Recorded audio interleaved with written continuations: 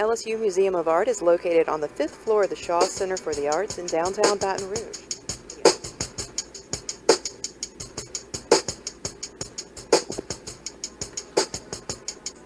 Louisiana All American Sports Show. Louisiana All American Sports Show. Louisiana All American Sports Show. Louisiana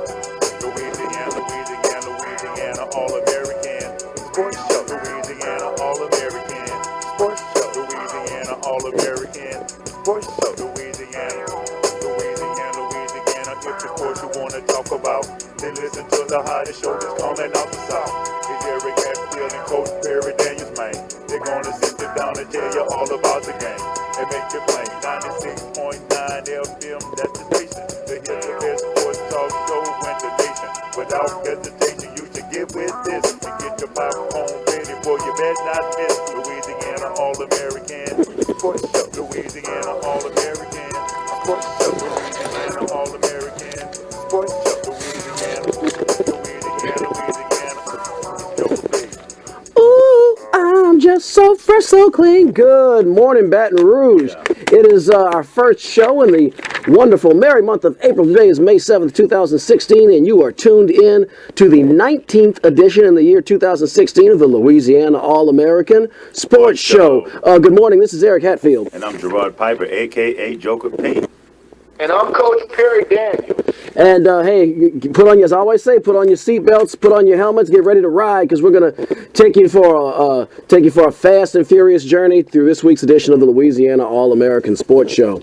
Last night we brought to you our final Louisiana All American Sports Show Game of the Week. I got to say before even launching in that we've been very proud and of our partnership with WHYR, bringing you events from the community high school sports. These are events where you have sometimes hundreds, if not thousands, of people in attendance, but a lot that can't make it, a lot that are interested. And we've been able, thanks to WHYR and Louisiana All American Sports, been proud to bring this to you. And I think this inaugural academic year of the Louisiana All American Sports Game of the Week was a smashing success. That said, that Game of the Week was Game 1 of the Class 3A LHSAA State Baseball quarterfinals at Bruley, Louisiana, between the Bruley Panthers and the Lutcher Bulldogs out of St. James Parish in the New Orleans metro area at Charles Martineau Stadium in Bruley. It was a riveting, exciting game. I hope you guys got to catch it. If not, you can go to LouisianaAllAmericanSports.com and listen to the replay. It really had a lot of back and forth, great pitchers duel. And Big Ben Bergeron of the Bruley Panthers mashed in the home run that eventually gave the home team the momentum and allowed Bruley to take a 4-2 victory in Game 1 of that best-of-3 series. Game 2 is today at Bruley at Charles Martineau Stadium at Bruley High School at 12 o'clock noon. Joker, your thoughts on that yesterday? I was glad. You know, we've had some kind of one-sided affairs on the games of the week. Right. This was not the case yesterday. Not at all. As Bruley, man, went out and showed why they're the number one seeded team here this year in the state playoffs. These guys came together after giving up 2 runs in the 5th inning. I want to say or 6th inning to Lutcher, and you know they had the 1-0 lead the whole game. It was a pitching duel. Their pitcher was phenomenal. Todd Gote fastballs. Yeah, you know, after letting a hit in the 1st inning, you know, he retired, I think, 12 or 13 batters after that. So he was on a roll, and to give up the lead in the 6th inning, but Bruley came right back and got 2 leadoff singles and was able to get 2 men on base, and here comes Big Ben. After getting hit twice, you know, at 2 previous bats, but good. He finally got a chance to get a swing at the ball, and hey, he got the opportunity, and he knocked it over the fence. Center field. Very exciting win. I'm obviously, Bruley is the only team remaining in Class 3A. Strike that. That's not correct. West Feliciana is also alive in Class 3A. They lost to St. Louis Catholic out of Lake Charles yesterday in Game 1 of that quarterfinal series. So Bruley and West Feliciana, of course, we have a very close relationship with Bruley, and I know I'll be rooting for the Panthers if they make it to the tournament in Sulphur.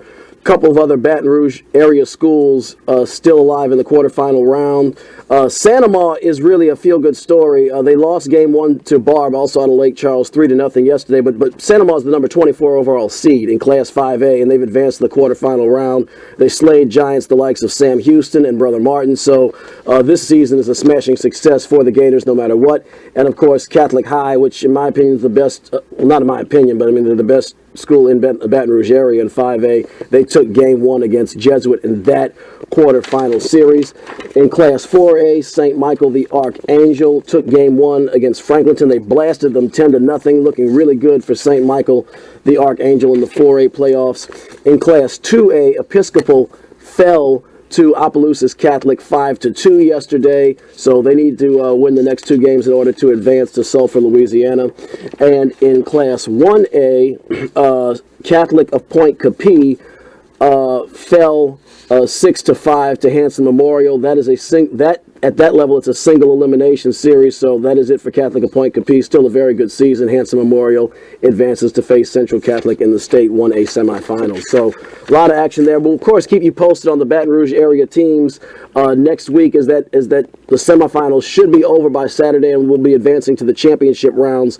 We will keep you posted on the Baton Rouge area schools and that. But obviously, I think Bruley and Catholic High probably are the teams with the best opportunities to bring some hardware to Baton Rouge, especially Bruley. I'm really happy to see a public school, a closely knit community right here in the Baton Rouge area have this kind of success. I don't think they've won a state championship in my lifetimes. I'm 41. My lifetime, I'm 41 years old. I think their last championship was in '66. So I could be wrong, but anyway, go Panthers. We'll be keeping an eye on them. Most definitely, and what a game it was. And so, I definitely want to go and see. I may try to get out there today and watch the game 2 of that series, but man, way to go, Big Ben. He actually made the paper. Yeah. Oh, he blasted one. Yeah, and he blasted one, man. If it weren't for other local sporting events, which I'm a part of, I'd like to go see game 2 myself. But Baton Rouge's Southern Developmental Football League team, the Louisiana Eagles, of which I'm a player on there, 7 p.m. across the river in Plaquemine, Louisiana, at Copac Stadium, as we face the Louisiana Steelers tonight. So if your thing is the gridiron and not the diamond, and you can't get that football Jones out of your stadium, hey, semi-pro football action, and you get to see yours truly be a football hero. I don't know about all that, but there's a football, there's semi-pro football action across the river, Copac Stadium, 7:00 tonight. It's a heated rivalry. As I saw the first time, it was very close. It's going to be a good game. It's going to be a lot of defense and a lot of hitting. So if you got football in your blood, you got to go see it. Oh, most Hey, definitely. man, also, that West Feliciana game losing to St. Louis Catholic, we want to make sure that we pull for West Feliciana because, they're still a matter of the real 6-3A champion. Bruley and West Feliciana tied for the 6-3A championship, so it would be great if they could actually settle that in the 3A state championship. Look at That Terry. would be awesome. Look at Perry on top of it. I'm sorry. Go ahead, man. Awesome. Also, you mentioned Santa Ma on the baseball side, and I would be remiss if we did not mention on the girls' side of Santa Ma High School, the softball side, longtime friend and fellow teammate, class of 1985 McKinley High graduate, the great Scott Nielsen, announced his retirement this past week from Santa Ma High. And Scott is a CECP coach, which is a volunteer coach in Louisiana high school athletics, and which is exactly what I was for a while in Louisiana high school athletics. Scott is probably the most successful CECP coach in the history of Louisiana high school athletics. He coached a non-revenue generating sport, which is softball, and girls softball, and that allowed him to be a head coach. In most sports, you cannot be a head coach CECP. Well, at least not in East Baton Rouge Parish. As I'm talking this through, that's a parish rule. The East Baton Rouge Parish School Board doesn't allow head coaches to be CECP coaches. But since he's in Gonzales, Santa Ma, he's allowed to be a head coach. He won 4 state championships, had an amazing career at Santa Ma, and what he's done with those girls and those athletes has just been tremendous. In fact, we've got some other things on the agenda today, but Scott, if you're out there listening, we definitely want to have you on the show so that we can give you your accolades in due manner. And just really proud of what you've done, big guy. And the whole McKinley Nation should be proud Absolutely. of what you've done, what you've accomplished out there at Santa Ma High School. Coach, I have a question. What's CE? I hope I got this right. CEPC? CEC? Say that. CECP. That's exactly what you were for Madison. Gotcha.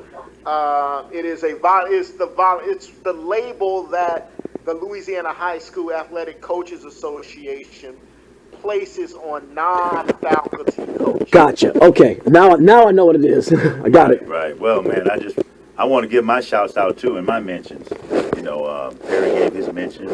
I want to give a mentions out to, he spoke about the girls, and I want to give a shout out to the Southern Lab boys for repeating as Class 1A track and field champs, and also the Ascension Catholic girls, man. They repeated too. And I'm just very impressed by Southern Lab's program this year, man. They bringing home state championships in different sports, and I just wanted to give a shout out to them, and also to Ascension Catholic girls for repeating as Class 1A track and field champs, man. Joker, Southern Lab has had a heck of a run the last couple of years. In particular, this academic year, I guess we can call Southern Lab is one of those schools. I guess it's within the Louisiana All American Sports inner circle, whatever that means. We do cover them a lot. We have a very close relationship with that school. Football, state champions. Basketball, state runner-ups. Baseball, they made it to the second round of the playoffs. I cannot understate how significant that is for a small inner-city school. And that program has been getting better. I'm looking really forward to covering them in the future. And now track and field championships. What's going on there on Swan Avenue, that faculty and those students and the parents, that whole community, that is a bragging point, in my opinion, of Baton Rouge academics, and big props to the Southern Lab Kittens. I'm very happy for those guys, just personally and as a member of Louisiana All American Sports. Let's get to the song, Joe. Hey, man, today is this show to me is of course it's close to Mother's Day, and I just had a fallen one of my sheroes, Afeni Shakur, mother of Tupac Shakur, and when I think about this, especially by being so close to Mother's Day, and the song that I'm going to play probably is if you're a 70s or 80s baby, Dear Mom is almost like your anthem, for Mother's Day. And that's a song that transcends everyone's race, gender, age. People remember that song. Those are one song that I know everybody pretty much is in agreement with, Dear Mom. Oh, yeah. You know what I mean? It's like that song, and I Ain't Mad at You. Right. Them two songs. Right. I've got to resist the urge to sing. Yeah, man. So this is the perfect song for the memory of the beautiful and the lovely Afeni Shakur. May she rest in peace. When I was pregnant in jail, I thought I was going to have a baby, and the baby would never be with me. But I was going to say, turn my mic off, because I'm going to probably sing along at some point. I was real happy because I had a son. When I was young, me and my mama had beef, 17 years. Oh. Turn our mics up. So that was hey Joker, that was one of those picks for Mother's Day that absolutely hit the bullseye for the Louisiana All American Sports Show, especially in light of the recent death of Afeni Shakur. And I guess it's just one more another significant icon of that era that's not part of our cultural past, but their spirit's going to live on. I think through all the fans and people that were fans of Tupac and that whole era of hip hop. Well, she was, she had so many different facets of her life. When she grew up, I'm gonna read a little bit of her bio. She was an American businesswoman, political activist, and a Black Panther. She was the mother of the late rapper Tupac Shakur. She acted as her own lawyer after being accused of taking part in numerous bombings as a member of the Black Panthers. She was born in Lumberton, North Carolina. She died on May 2nd, 2016. She was born on January the 10th, 1947. She actually has um, 4 children: Tupac Shakur, Isaiah Shakur, Sakawa Shakur, and Shanua Shakur, a son. So she had 3 sons and 1 daughter. So I just kind of wanted to say a few things that people may not have known about her. Of course, we all knew her son and everything, but she was actually a political activist. And I was thinking about politics, and we've been talking about that and a lot of stuff that's been going on for a long time. And so I was under myself, I was like, well, what would a Finney Shakur think about the 2016 election?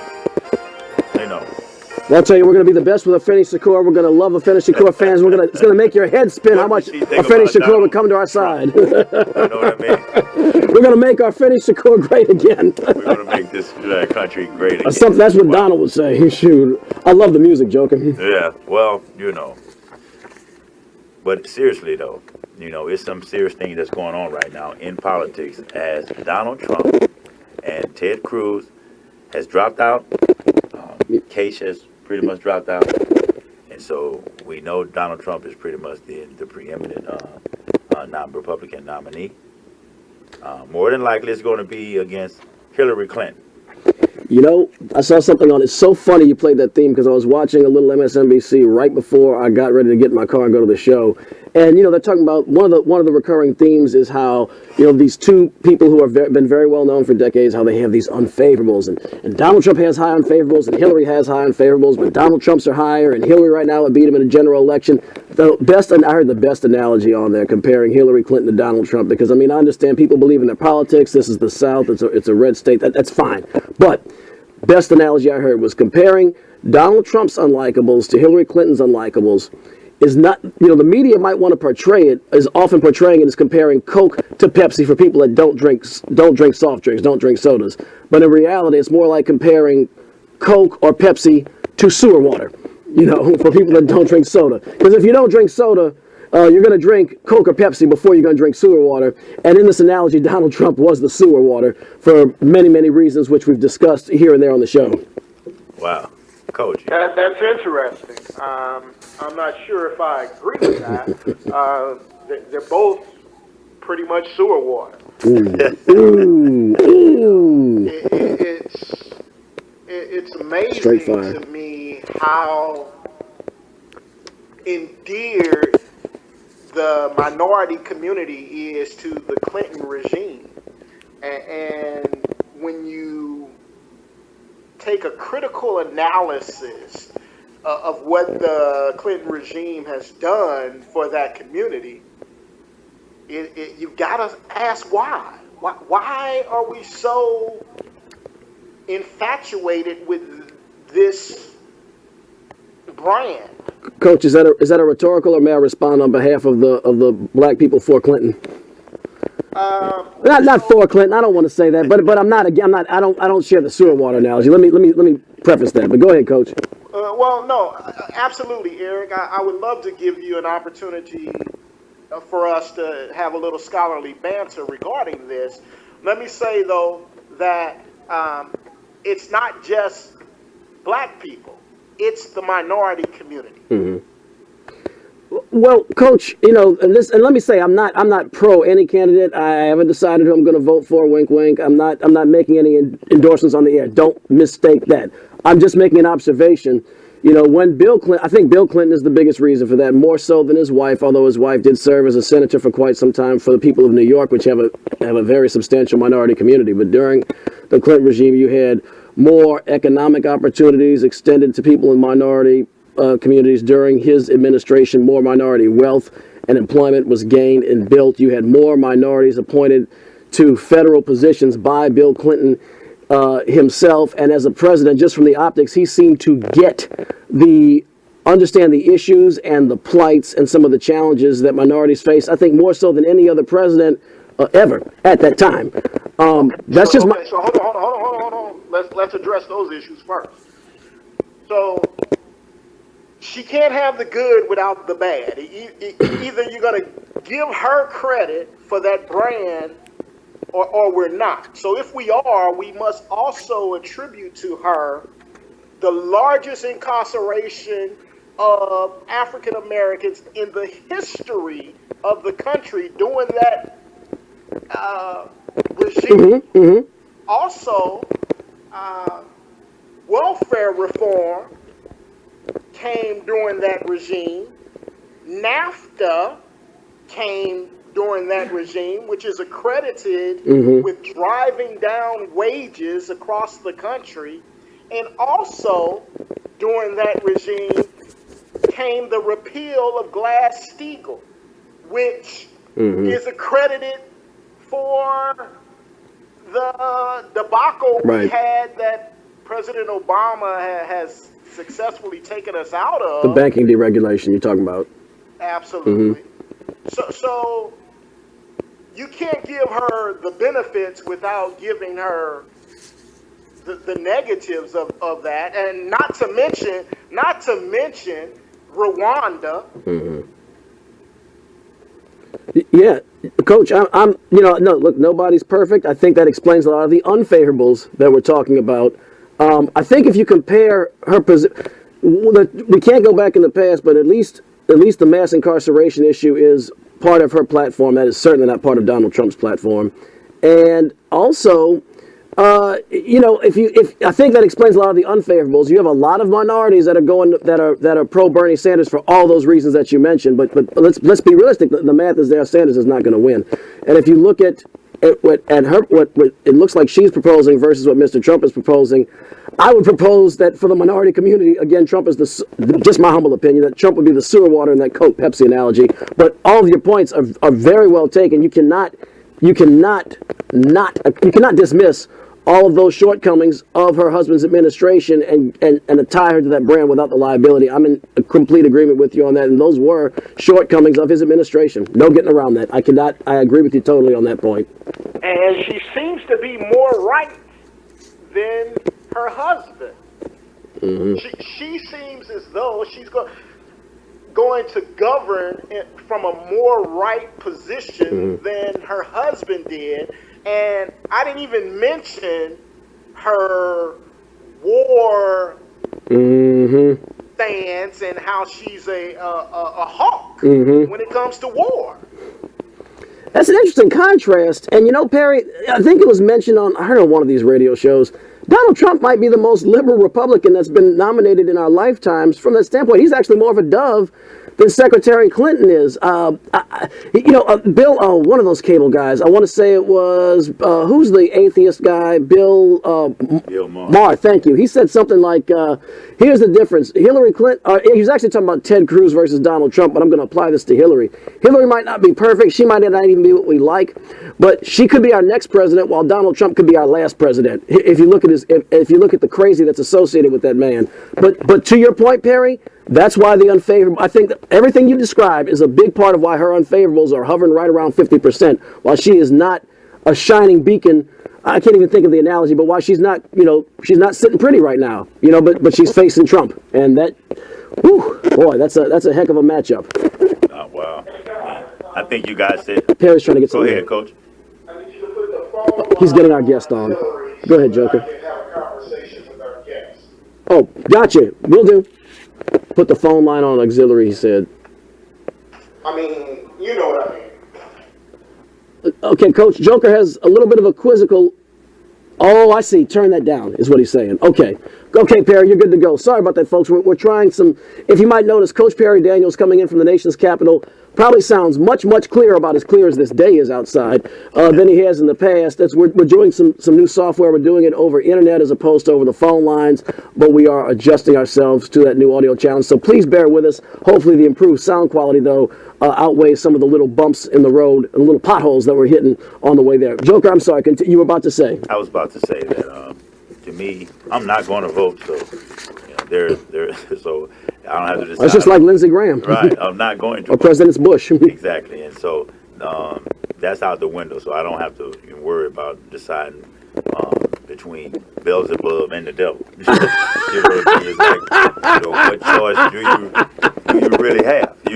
I like that. You know what I mean? But seriously, though, I think with Hillary Clinton, she has a lot with her credibility, a lot of things where she avoids questions or, just being caught flat out lying. You know what I mean? And just the name Clinton to me is, tired of that. We're tired of Clinton, tired of Bush, and I think people right. I'm just giving you some background noise. Sexual relations with that woman. And so I think that's what kind of wears on me. I just want somebody fresh in there with a different ideas. Donald Trump, on the other hand, what can I say? That hasn't already been said.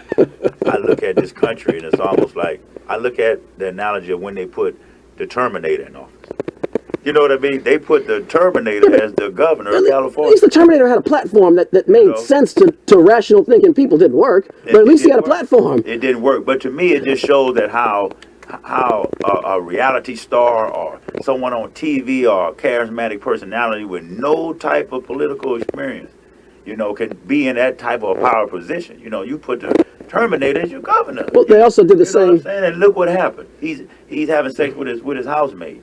Well, I'll be back. It's my country, and it's just, to me, it's crazy. So it's almost like, popularity can win. It's almost like Donald Trump he's saying a lot of things that people want to say, and that he's saying that, a lot of frustrating things of people out here. But I think that, of course, people should know that. Man, how can you represent the free world as the president? He was at a press conference and they was throwing these people out. They threw out the African American woman out of one of his rallies one time, and he was at the podium, and this is what he was saying: "Yeah, get her out of here. Get them out. That's right. Get them out. That's big. You want to come in here? We're going to get these guys out of here. Get them out." This is how he's talking. Oh yeah, right? Oh, yeah. That's okay. Trump, man. That's the brand, baby. That's him. Now just think if that would have been Obama, President Obama. Let's say President Obama had a rally at an African American church, or it was mostly primarily African American people, right? And they had an older Caucasian lady that was in there protesting against Obama. Throw that old Nabisco out. Right. I'm being very PG here. Throw that Ritz out. You know what I'm saying? Right. You know what Throw I mean? her out of here. And President Obama would, get her out of here. Grab her. Yeah, that's right. That's the way we do it. Come on. I don't know. He might be as popular as Bernie Sanders, but I do get your point. I'll just aside. He's saying a lot of things. He's a great businessman. We all know that. The proof is in the pudding. He's enriched himself. Well, his family had money, but that's another story. But he, president. Come on, man. Look, and I don't even want to talk about it. And that's why you have these Republicans. That's why you have President George H.W. Bush and President George W. Bush, the last two and the only living Republican presidents, declining to endorse him, declining to attend the Republican National Convention. John McCain is declining to attend the Republican National Convention. Mitt Romney is declining to attend the Republican National Convention. Those are your last four Republicans on the ticket. Lindsey Graham, who's one of the longest standing senators in the GOP, will not vote for either. And you're going to see this is going to continue. This is going to continue, and that's why because they understand the greater picture that, I think they would much rather take a shot at Hillary Clinton, or have the party take a shot at Hillary Clinton again in 4 years, than to have this country be under Donald Trump for 4 years and there not be a country left. So I think those are kind of all of the negatives. Negatives is being polite, actually. It's the calamity that could be should Trump be elected president. I think it's also going to result in the Republicans getting kicked out of the Senate. I think it's going to go back to the Democrats because of the down ticket issues. You have a guy like John McCain, who's been in the Senate forever, who, we talked about this last night, Joker, he's fighting for he's going to have to scratch and claw to win that seat, which should normally be a slam dunk because Trump is on the ticket. And it's going to motivate a lot of folks, especially in Arizona, where you have a very high Latino, particularly a Mexican-American population that might be indifferent. They're going to come out and vote to keep this maniac out of the White House. Hey, I'm not sure of that. So hold on. Go ahead, Coach. Yeah, I'm here. This is the perfect storm for a third-party candidate. Mm-hmm. And hopefully we can get a progressive third-party candidate that can actually challenge and do the will of the people. A couple of things needs to happen here.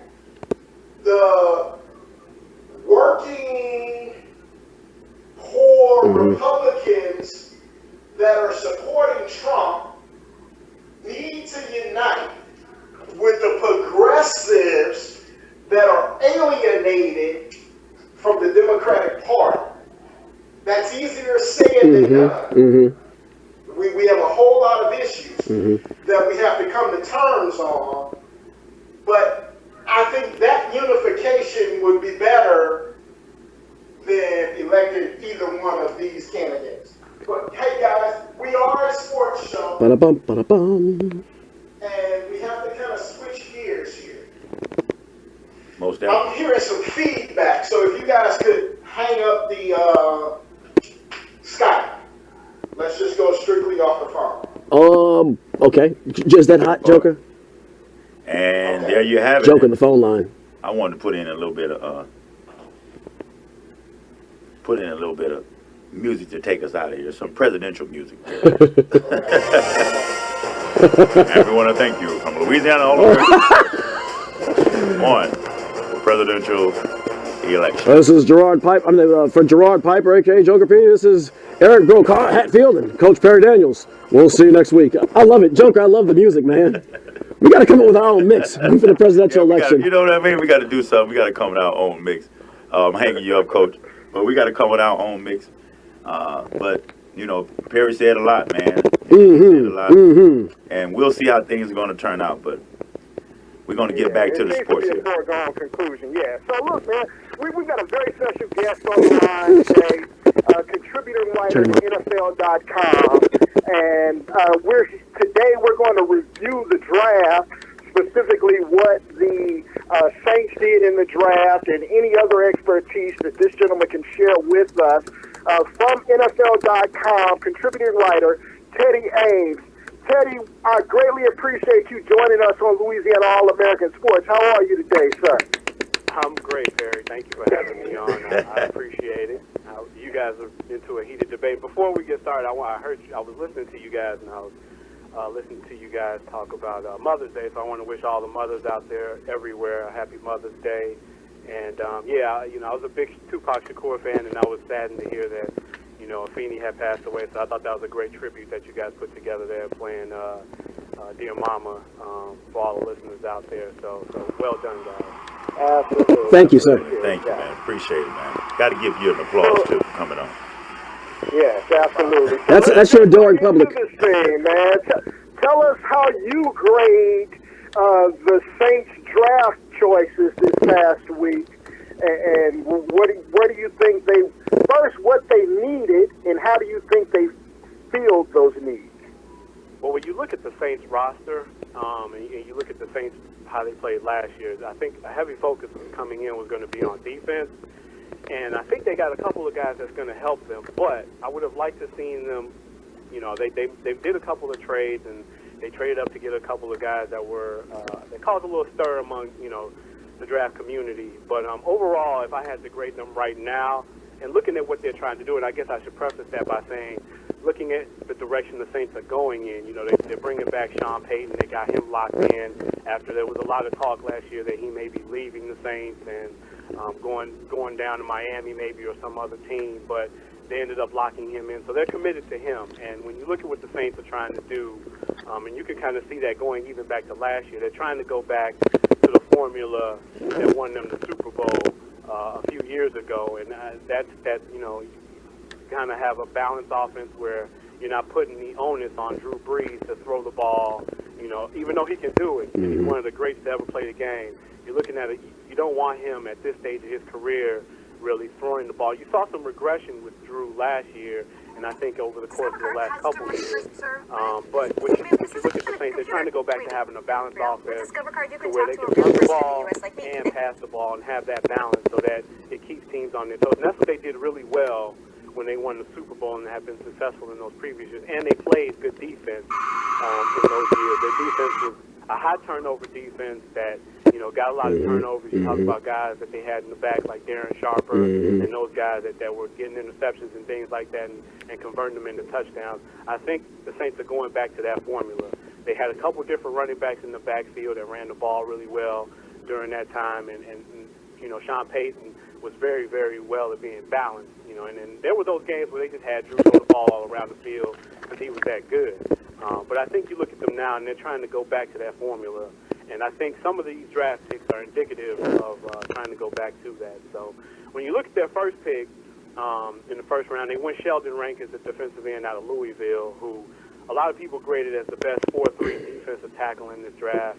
What he provides is a lot of rush up the middle. He's stout against the run, and he's one of the guys that a lot of different teams were looking at. But particularly, a lot of guys had him pegged to the Saints, and the Saints went ahead and pulled the trigger. And I think he'll help the Saints out a lot because if you look at the Saints last year, they allowed the most yards per rush. I think it was like 4.9, and they had the most yards per pass, which 8.35. I think it's 8.35. Looking at my notes here, and when you look at Rankins, what he'll do is he'll help bring a lot of that pass rush up the middle. He can kick out sometimes, in my opinion. He can kick out the DN when you do different sub packages, but what he's going to do is provide a lot of pressure up the middle, and the best way to get pressure and get into a quarterback and disrupt him is up the middle. And I think, you pair him with a couple of guys that they still have there that they just signed, Nick Fairley, and you got Josh Jenkins who was there, and I think you plug him in there and kind of have a pretty solid three-man rotation. Fairley's been up and down throughout his career with the Rams. Jenkins has been pretty stout, but you look at adding him, and you still have a couple good guys along that defensive line, and I think the Saints are going to be they got something to work with there, and I think they'll improve up front with the addition of Rankins. Okay, but now Look, I know these guys are chopping at the question. I guess let's let Eric lead it off. No, Perry knows us so well because I'm just wiping the saliva off my face. First of all, thank you for joining the show. I'm really excited to have you on. Perry's been telling me a lot about you. I like the analysis of Rankins. I was also I didn't know much about him per se, but I was excited when I saw him go 12 spots ahead of Shaq Lawson, and I think most of us know Shaq Lawson if we follow college football. That told me a lot, and then you really helped fill in a lot of the blanks, so I'm really getting excited. I have a question about, what did you think about the mystery man, David Onomata? What do we make of that? I mean, the trade to get him and this kind of mystery man with all this upside. I had, my parents think of me or my friends think of me as the resident sports expert, and I'm just a guy who runs his mouth on the radio, but you're the real deal. Tell me about him. So when you look at that, I had to do some research on him. I'd never heard of the kid before, and I think that was everyone's initial reaction. The Saints traded up to get him. They gave up a fifth in this draft and a fifth in next year's draft, which, draft picks are, they're so valuable in the league now because when you look at what's going on, teams are trying to build their teams through the draft and not necessarily through free agency. And honestly, I wish we kind of had the draft first and then free agency because essentially what you want to do through free agency is supplement your team. You want to add pieces here and there. Maybe you got a couple holes you can fill, but you want to build your team through the draft. And you look at the way the draft is set up now with the salary cap and the structure with the rookie contracts. You're not delving in or throwing a bunch of money at these guys. Exactly. So a lot of teams are looking. A lot of teams are looking at that like, oh, okay, we can build our team through the draft and supplement through free agency. But it's always been free agency first and then the draft second. And back to the point of David Onomata, I think is how you pronounce his name. He was a surprise. Like I said, I had to look him up. I had to do some research on him. He's a kid from Canada. Doesn't have very much experience. But when you look at his measurables, the kid he's got a ton of potential. I think he's trimmed down to 330. He's athletic. I think he bench pressed about 33 reps on his pro day. I think he ran a pretty solid 40 time. And you look at him, and the Saints have had, and I think you look at the Saints, they've had some very good stories to tell of guys that they've taken that you're like, who? And you kind of scratch your head. You look at Akeem Hicks, who is with my beloved Chicago Bears right now, who just signed him in the offseason. Sorry, I had to throw that out there. I caught that. It wasn't lost on us. Yeah. And he was out. They took him in the third round in 2012, and he was out of the University of Regina. I don't even know where that is. Maybe you guys can Google. It's in British Columbia. Yeah, Regina. I think that's in school in my neighborhood. High school. Okay. I had a teacher named Regina. No, yeah, anyway, I digress. Hey, but you're talking about you spoke a lot about. You look at a guy like, I'm sorry to cut you. I didn't mean to cut you off, but you look at a guy also that they had success with last year from Canada, Delvin Breaux, and he played very, very good football for you guys last year. And he's a guy that the team is probably looking for to take that next step as a cornerback. So.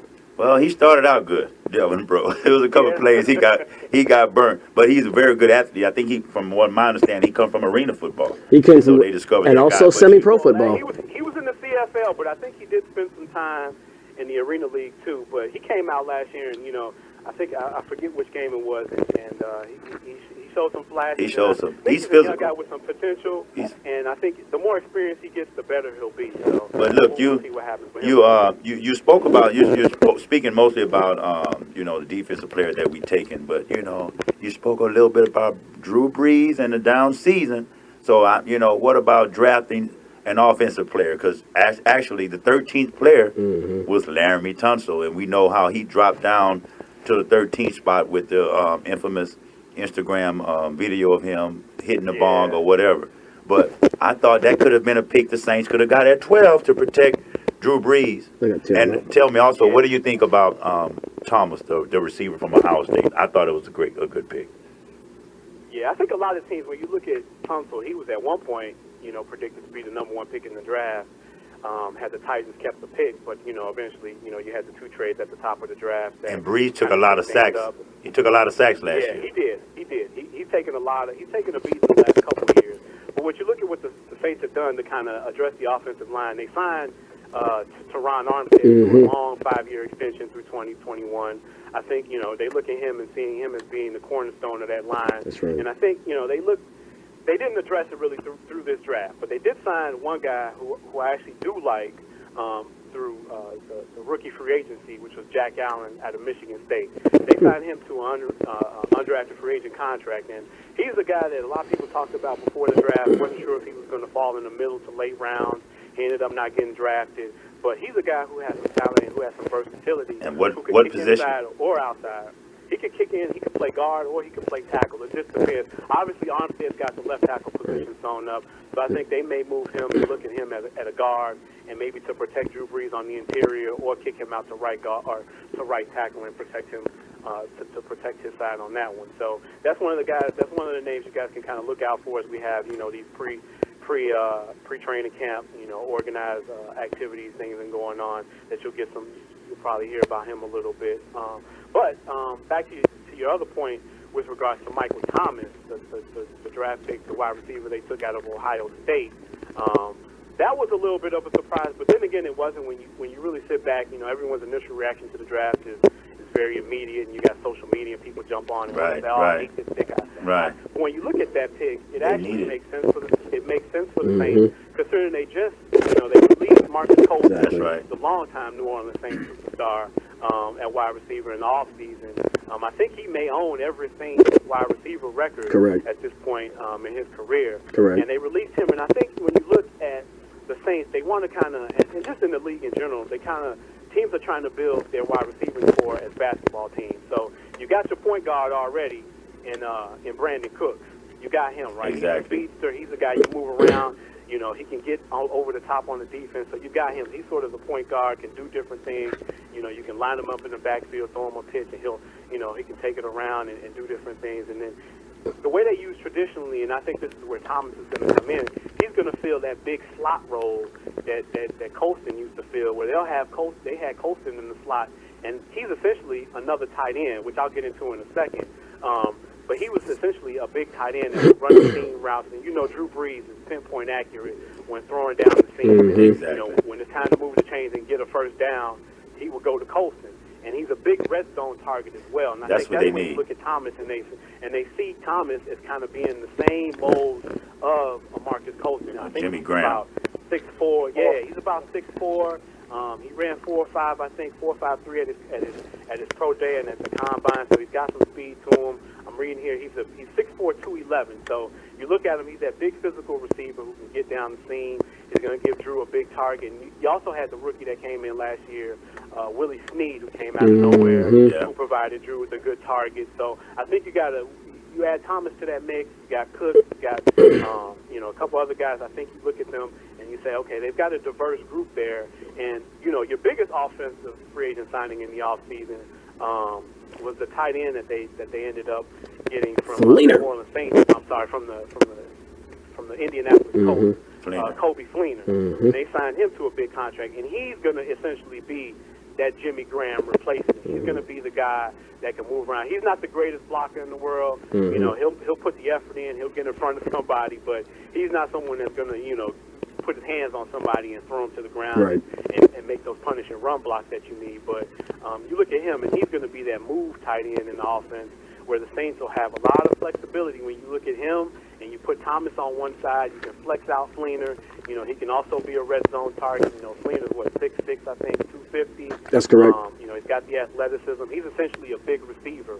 And I think he'll see a lot of balls coming his way. And you guys also signed another guy that my Bears were looking at signing. I think they signed him to an unrestricted free agent contract, but the Saints ended up matching is Josh Hill, and he's got a lot of potential. Mm-hmm. He showed some flashes over the last couple seasons. And I think you look at the Saints, they're going to go with that multiple tight end set. You know, you're going to have Fleener on one side, and then you'll have you'll have Hill on one side, and then you throw Thomas out there. So you're going to look at a lot of diversity with the draft pick and the addition of Fleener to that offense. So I think you're going to look for Drew Brees to kind of rebound and have a big season, you know, depending on how far along Thomas comes and how the offensive line gels. We'll see how all that goes. But one thing that's for sure, even when the Saints are struggling behind with Drew Brees, they're still putting up points. We got to hire this guy. We got to hire this guy. I know, right? We need to hire you. I'm gonna go talk to the Saints because all that you mentioned, man, you got the Saints winning the Super Bowl. Oh, yes, indeed. You got me excited. That's the next question. So based on time, I've got two more questions I want to get in real quick, and then we're gonna have to let you go. There is a little thing called the NBA playoffs that we got to so first, where do you see the Saints finishing in the division based on their draft picks? And we're gonna play this back too. I mean, honestly, obviously you look at the division and you look at Carolina and the great season they just came off of going to the Super Bowl but coming short. They lost their cornerback Josh Norman, and you know the Panthers' philosophy is they're not going to pay a lot because they can just fill in corners. Their big thing is along the defensive front. That's where they invest a lot of cash and a lot of time into because they believe that's what's going to affect the quarterback the most on that side of the ball. So you got to look at them and say, okay, they're coming back. You look at them, they have to be considered the favorites. But then you look at that after that, I think it's up for grabs because you look at Tampa. They're a fairly young team. They just fired, they let go of Lovie Smith in the offseason. They promoted the offensive coordinator to head coach, so they kept that continuity for Jameis Winston. And then you look at the Atlanta Falcons. They came out last year like gangbusters and faded down the stretch. You had a head coach there who was kind of bringing over Dan Quinn, who was bringing over the same philosophy as the Seattle Seahawks. And in this first year, it's tough in your first year. You're trying to get all the guys into your program. You're trying to pick the guys that you want that'll fit your system. So they're another team that had a pretty decent draft that I think you look at that and you look at the Saints. I think second place in that division is going to kind of be up for grabs. But you never know. You just never know how these things are going to turn out. I think you look over the last several years, and I don't have the statistic in front of me, but there have been a lot of teams that have gone from worst to first. In that type of scenario. So you look at the Saints, you look at the Falcons, you look at Tampa. I think Tampa will make a slight jump, but I still think Jameis has a long way to go. He's still young. He performed fairly well in his rookie season, but I think when it comes down to it, I think it's going to come down to Atlanta and New Orleans possibly fighting for that wild card spot. And who knows if either one of those teams, depending on how things, turn out in the preseason and such early on in the season, if they can overcome the Panthers in that division. So Teddy, first I want to thank you again. I do have one more question, but I also want to extend to you an open invitation to Louisiana All America Sports. You are such a wealth of knowledge regarding the NFL. We want to invite you back. Appreciate that. Yes, absolutely. We want to invite you back during football season and maybe even a regular role on the show to lend us your expertise. Sure, that's okay. The other question is this: that not only are our listeners big Saints fans, we're also SEC country, and and in this past draft, we had Georgia Bulldogs with a total of 5 folks chosen. Florida the Gators with a total of 7, Ole Miss with 5, Nick Saban, the University of Alabama with 7, LSU with 5, and then you had Ohio State University with 12 players drafted. Wow. What does that mean to you regarding the future of SEC football and the landscape of college football in general? Well, I think when you look at that, and those statistics you threw out were great. The SEC continues to dominate, and the SEC is not going anywhere. When you look at the high school football landscape, kids want to play on the big stage. They want to go somewhere that's going to get them ready for the next level. If they feel like they have the talent to get to the next level, which is the NFL, they're going to go. And so the SEC, even with all the coaching shuffle, you had, for Alabama, their defensive coach go over to Georgia now. You had the Georgia coach go to Miami of Florida now. So you're looking at a lot of shifts. You had the old ball coach who retired in South Carolina. So you got a new coach there, but the talent's not going anywhere. The South is there's no other place in the country that has more talent than the South. So you look at that LSU, which I don't know why they were talking about firing their head coach last year. Join the club, pal. The guys had a ton of success, but I guess when you he didn't beat Nick Saban, you gotta beat Nick Saban. I mean, hey, you gotta understand the dynamics. Throw all the numbers out the window. If you don't beat Saban, you're no good. You guys are absolutely correct in that Saban has set the standard for all of them, not just in the SEC but everywhere. He's essentially made that job. When you come in as a coach now, you have a short amount of time to win, and you better win right away because everyone's looking at Nick Saban and all his championships, and they're like, he's getting it done on a consistent year after year basis. And you notice when you beat Nick Saban, a la Texas A&M, all you got to do is beat him one time, then you get about 4 years. Right. Oh, he might know something. Just beat him once, and you'll get a 4-year grace period. We have hope. Sign him up. You're 0-5 in the last, so you that's what it is. But man, we sure appreciate you coming. And to touch on that last point, to Perry's last point with Ohio State, you look at Urban Meyer. He coached at Florida for a number of years, so he's just mining the South. And I don't have it in front of me, but I'm sure a lot of the guys that got drafted are from out of the Florida, southern area. So he's just going to continue to mine that area. He's got a good pipeline going on down there, and I don't think you'll see that Urban Meyer train come to a stop anytime now. I mean, he had an outstanding draft and seeing all his kids go. So so that's just going to bring more. Hey, man, we've got to let you run. We've got to move on, but greatly appreciate Great convo, man. Yeah, we sure appreciate it. I appreciate you. I wanted to ask you about Cardale Jones, but, we'll see how Cardale Jones makes it. All right. Thanks, guys. Thank you. All right. You're welcome. All right. Hey, guys, so real quick, before we get into the I Told You So, I know we're really short on time here.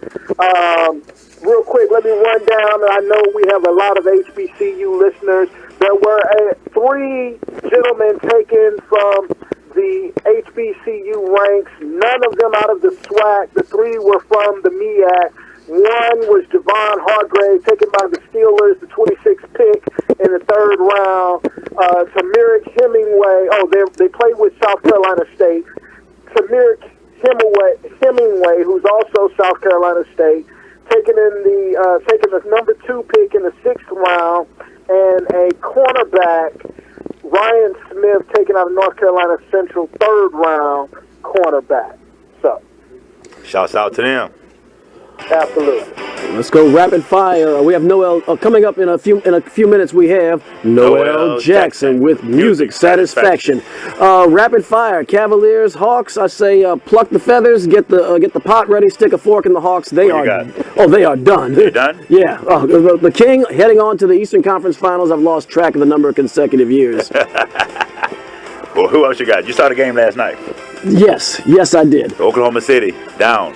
1 game to 2. Yeah, look, I think that's going to be a 5-game series. We talked about this on the way back from Bruley last night. I think Oklahoma City has the potential. With potential, as Jim Moore would say, means you haven't done it. They're just not finding ways to close out the games. Popovich, that train's moving right on to the conference finals yet again. And we have the Not game only tonight. the conference finals, the NBA finals. That's how good the Spurs are. Save that.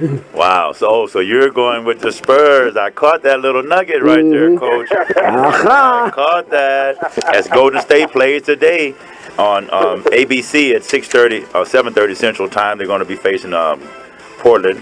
Portland is 0-2. You can take a park in them. Oh, yeah, you could. I mean, Steph Curry is not expected to play in Game 3 or Game 4, and the reason why is because I think Steve Kerr expects to sweep this series. I agree with Mr. Kerr. The competitive series, really among the four, is the Toronto Raptors, the second seed in the East, and the Miami Heat.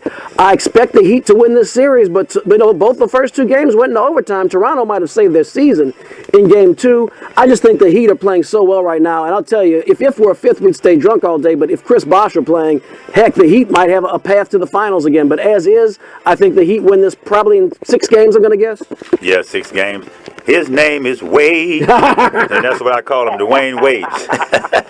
So, hey. Man, the Cavaliers are just cruising to the finals of the Eastern Conference. Game 2 was ridiculous. They might as well stop. They could have stopped the series in best of 2 after that. I mean, Adam Silver could have come out and been like, look, we're going to save time, prevent injury. This one's over. 17 three-pointers hit. And then last night it was a combined, I think, 37 at one point with like about 2 minutes to go. I lost track. But Cleveland, you're right, Coach. It is fun to watch if you like to watch blowouts. Shouts out to them, man. I want to thank you guys for tuning in to the Louisiana All American Sports Show. I want to give a shout out to my daughter, Kayshara Benton Johnson. She will be graduating from Southern University. Oh, congratulations. Next Friday, the F.G. Clark Activity Center. So, congratulations to my baby girl. Yeah, thank you, man. I wanted to debut that at the end. Yeah, man. That's fantastic, man. Yeah, I know you're proud. Yeah. Congratulations. Well, Perry? Are we at that time of the show? Yes, sir. We at that time of the show. Happy Mother's Day, Mom, and to all the mothers of the world. Thank you all for listening out there, people. We really appreciate you. ADT, JNS, love you. And we're out. Happy Mother's Day, everybody. Have a good afternoon. Happy Mother's Day, Mom, and happy Mother's Day to my wonderful Angela Ho with my 2 kids coming. But goodbye. Hail to the King and lots of love. May he protect us